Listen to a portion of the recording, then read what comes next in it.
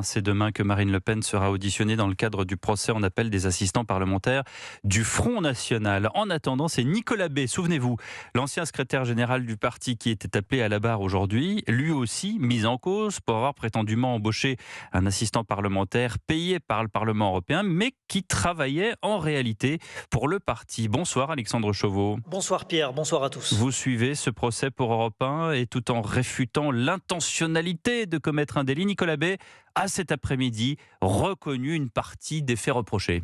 Oui, face aux questions de la présidente du tribunal sur le rôle de Timothée Houssin, son assistant parlementaire de l'époque, Nicolas Bay plaide d'abord la zone grise quand il me préparait des notes pour une émission de télévision par exemple. Il le faisait à la fois pour le député européen, mais aussi pour le représentant du Front National que j'étais, avance Nicolas Bay, qui insiste sur le contexte de l'époque, en 2014, où ni l'affaire Fillon, ni celle des assistants parlementaires du Modem n'avaient encore marqué l'actualité. L'eurodéputé dit néanmoins reconnaître a posteriori les faits mis en cause par l'accusation. Aujourd'hui, je comprends ce que l'on me reproche, dit-il. J'ai sans doute eu tort de ne pas être plus vigilant, mais au moment des faits, à aucun moment je n'avais conscience de commettre un délit, ajoute-t-il.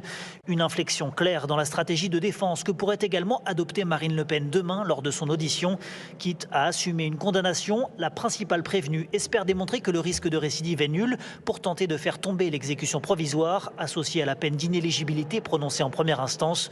Une peine qui la prive à ce stade d'une candidature à la présidentielle. Merci Alexandre Chauveau du service politique d'Europe